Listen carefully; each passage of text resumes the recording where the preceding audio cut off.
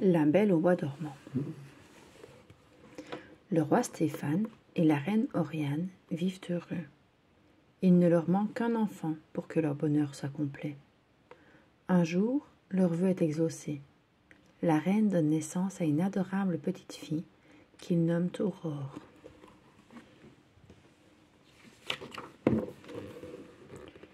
Une grande fête est donnée au palais. Le roi Hubert et son jeune fils, le prince Philippe, sont présents. Les deux rois espèrent marier un jour Philippe et Aurore, afin d'unir leur royaume. 3 bonnes fées sont là pour offrir leurs dons à la princesse. Mais la 3e fée n'a même pas le temps de prononcer un mot que la fée du mal, Maléfique, apparaît.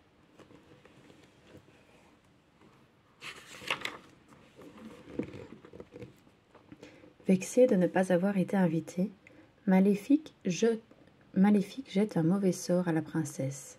« Princesse, avant ton 16e anniversaire, tu te piqueras le doigt au fuseau de la quenille d'un rouet, et tu mourras. » Puis la sorcière disparaît.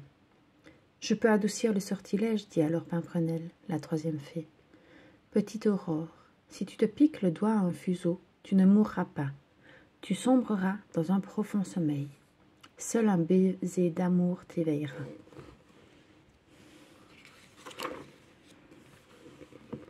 Aussitôt, le roi ordonne de brûler tous les rouets du pays, mais les 3 bonnes fées savent que cela ne suffira pas.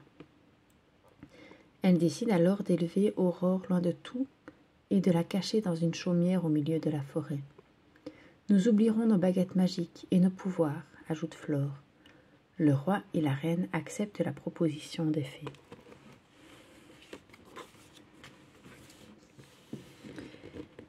Les années s'écoulent dans la joie d'une vie simple. Aurore ne sait pas qu'elle est princesse, ni qu'un danger la menace.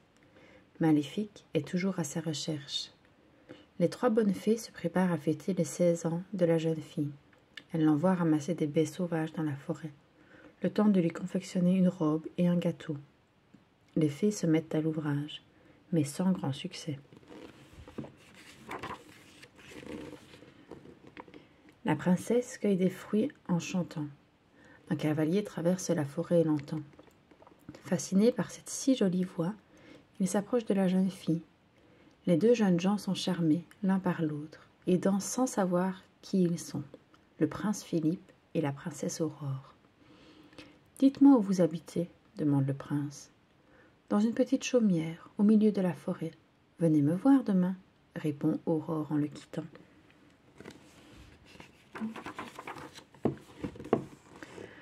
Pendant ce temps-là, les fées ont finalement fait appel à la magie pour offrir à Aurore un joli gâteau et une belle robe. Malheureusement, les couleurs enchantées s'échappent de la cheminée, juste au moment où le corbeau de Maléfique survole la clairière. Il comprend aussitôt que les 3 fées cachent la princesse Aurore dans cette chaumière.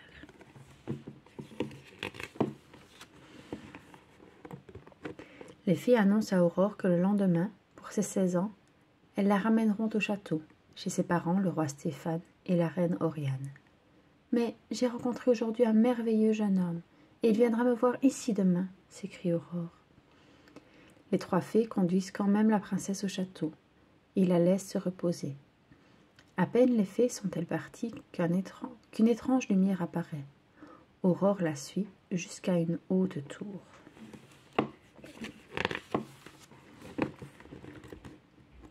Maléfique est là, toute de noir vêtue, avec un rouet. Elle ensorcelle Aurore, qui se pique le doigt au fuseau de la quenille. Lorsque les 3 bonnes fées reviennent chercher la princesse, elles la trouvent étendue sur le sol, évanouie. Elles déposent la princesse endormie sur un lit. « Il faut trouver le jeune homme de la forêt, afin qu'il rompe le sortilège, » s'écrie Pimprenelle.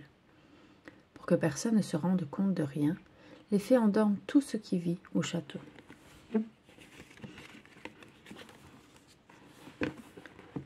Le prince Philippe frappe déjà à la porte de la chaumière, mais Maléfique enlève le prince. Heureusement, les fées le retrouvent, le libèrent et lui donnent un bouclier et une épée. Mais la sorcière fait pousser une haie d'épines tout autour du château. Cela n'arrête pas le prince. Maléfique se transforme alors en dragon, qui lance d'énormes flammes.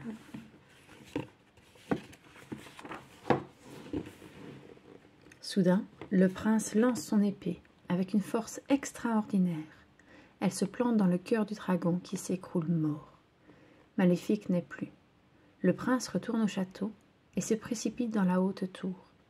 Il se penche sur la princesse endormie et dépose un baiser sur ses lèvres. Aurore ouvre les yeux et lui sourit. Tout le monde dans le château se réveille. Enfin réunis, les jeunes gens rejoignent leurs parents pour leur annoncer leur désir de se marier. Le roi Hubert est radieux. Son rêve se réalise enfin. Nous avons réussi à briser le mauvais sort, soupire Flore tout émue. Quel couple merveilleux, ajoute Paquerette.